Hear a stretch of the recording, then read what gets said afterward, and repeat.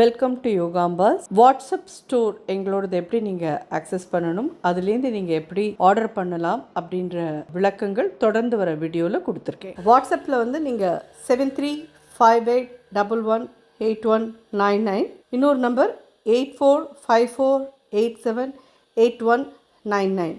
இது ரெண்டையும் நீங்கள் வாட்ஸ்அப்பில் யோகாம்பால் ஷாப் அப்படின்னு சேவ் பண்ணிட்டு வாட்ஸ்அப் வழியாக நீங்கள் கேட்லாகை பார்த்துட்டு உங்களுக்கு என்னென்ன தேவையோ அதை ஆட் டு த கார்ட் கொண்டு வந்துட்டு அதை நீங்கள் வந்துட்டு யோகாம்பாஸ்க்கு ஃபார்வர்ட் பண்ணினீங்கன்னா உங்களுக்கு அந்த திங்ஸ்லாம் நாங்கள் அனுப்பி வைக்கிறதுக்கு ரெடியாக இருக்கோம்.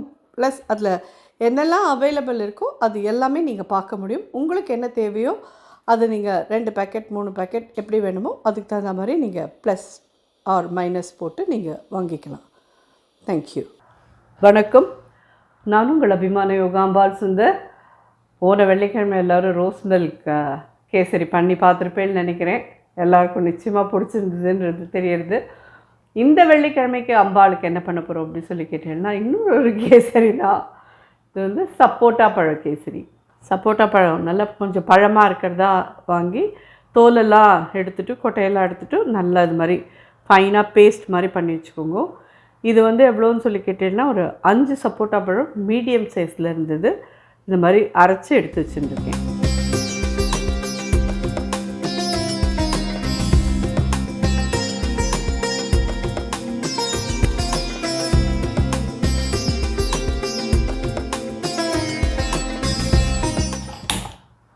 இல்லை, ஆக்சுவலி நானே எதிர்பார்க்கல அந்த ரோஸ் மில்கோட கேசரி வந்து அவ்வளோன்னு. ஏன்னா ஜஸ்ட்டு நம்ம பால் வெட்டி கேசரி பண்ணுறோம், அதில் நம்ம ஏன் ரோஸ் மில்கை ஆட் பண்ணிவிட்டு பண்ணக்கூடாது அப்படின்னு சொல்லிட்டு யோசித்து நான் அதை பண்ணினேன்.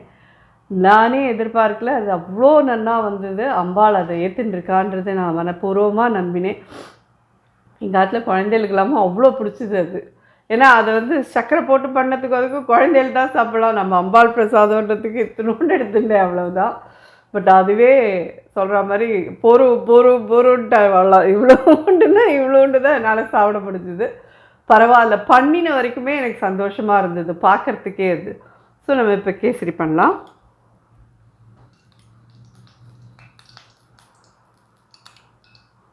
சப்போட்டா பழம் பண்ணுறச்சு இதுலேயும் திராட்சை பழம் வேண்டாம்.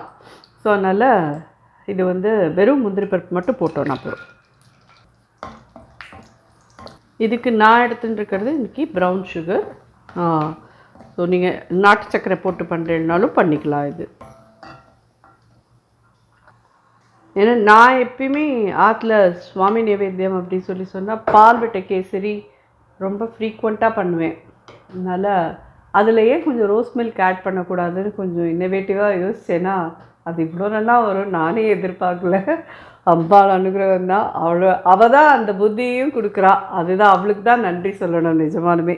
ஸோ இந்த ரவையை அதில் போட்டு வறுத்துடலாம்.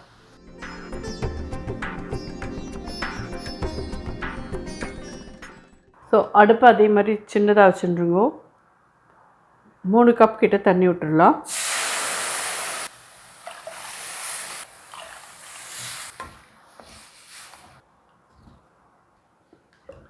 நான் வந்து இப்போது நார்மல் வாட்டர் விட்டுட்டேன்.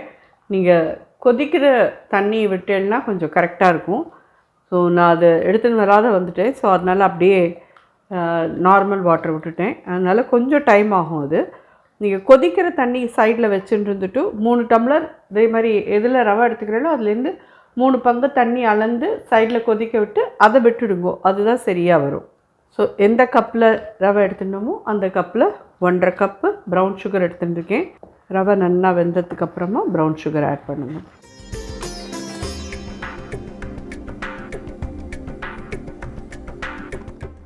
இந்த அரைச்ச சப்போட்டா விழுதியும் இதில் சேர்த்துடலாம்.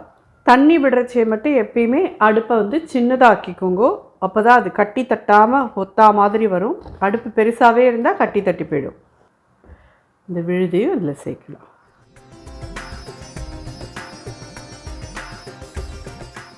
கேசரி மட்டுமே எத்தனையோ விதமான கேசரி இருந்துருக்கு. அதுதான் ரொம்ப டக்குன்னு பண்ணக்கூடிய ஸ்வீட்டும் ரொம்ப ஈஸியான ஒரு இது. பிகினர்ஸால் கூட பண்ணக்கூடிய ஒரு ஸ்வீட் அப்படின்னு சொல்லி சொன்னீங்கன்னா கேசரியாக இருக்கும். அதில் வந்து இந்த மாதிரி கேசரியெலாம் ரொம்ப ஈஸியான ஒரு இது தான்.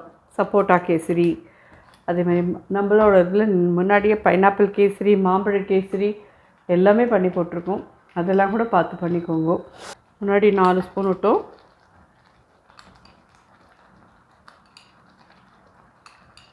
இப்போ ஒரு 4 ஸ்பூன் கிட்ட விட்டுருக்கேன். சப்போட்டா வாசனையாக இருக்குங்க. நேச்சுரல் கலர் இருக்குது பார்த்தீங்களா, நம்ம இதுக்குன்னு தனியாக எதுவும் கலர்லாம் போடலை. ஸோ இந்த ப்ரௌன் சுகரில் இருக்கிற அந்த கலர்லேயே நல்ல ப்ரௌனாக இருக்குது இந்த இது வந்து மீடியம் ஹையில் வச்சது கொஞ்சம் டைம் எடுக்கும். பிகாஸ் இந்த சக்கரை போட்டப்புறம் கொஞ்சம் நீர்த்துக்கும். அந்த சிக்கு அது பேர் என்ன, சப்போட்டா, சாரி தப்பாக நினச்சிக்காதீங்க. அந்த சப்போட்டாவில் இருக்கிற ஈரம் ரெண்டுமா சேர்ந்து கொஞ்சம் டைம் ஆகும். அதனால் கொஞ்சம் கெட்டியாகிறதுக்கு நாழியாகிறதேன்னு நினச்சிக்காதீங்க. நல்லா இது கொதிச்சு கெட்டியாகிடும். சிக்கு கேசரி அப்படின்னு தான் சொல்லுவாள், ஆர் சப்போட்டா பழ கேசரின்னு நம்ம சொல்லலாம். இது எப்படி வேணால் இது பண்ணிக்கலாம். நல்ல வாசனையாக இருக்குங்க. இன்னும் 2 ஸ்பூன் விட்டுருக்கேன். ஒரு 1/4 டீஸ்பூன் ஏலக்காய் பொடி.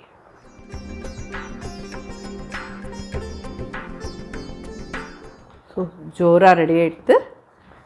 கண்டிப்பாக வர தை வெள்ளிக்கிழமைக்கு அம்பாளுக்கான நைவேத்தியத்துக்கு இது எல்லோரும் உபயோகப்படுத்திப்பேன்னு நினைக்கிறேன். நிறைய பேர் பண்ணியிருப்பேன், நான் ஒன்றும் புதுசாக சொல்லித்தரல. புதுசாக பண்ணுற குழந்தைகள்லாம் வெள்ளிக்கிழமை பூஜை பண்ணணும்னா இதை எடுத்துக்கலாம். ஸோ ரொம்ப ஈஸியான ஒரு இது தான். அடுப்பை அணைச்சிட்டு முந்திரி பருப்பு போடுறேன். ஜோரான சப்போட்டா கேசரி தயாராகிடுது.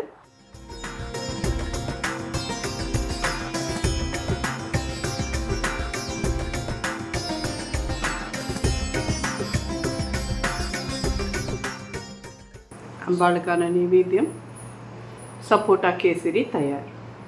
கண்டிப்பாக இதை வந்து எல்லோரும் பண்ணி அம்பாளுக்கு நைவேத்தியம் பண்ணிவிட்டு சாப்பிட்டு பார்த்துட்டு எப்படி இருந்தது எனக்கு ஃபீட்பேக் சொல்லுங்கள்.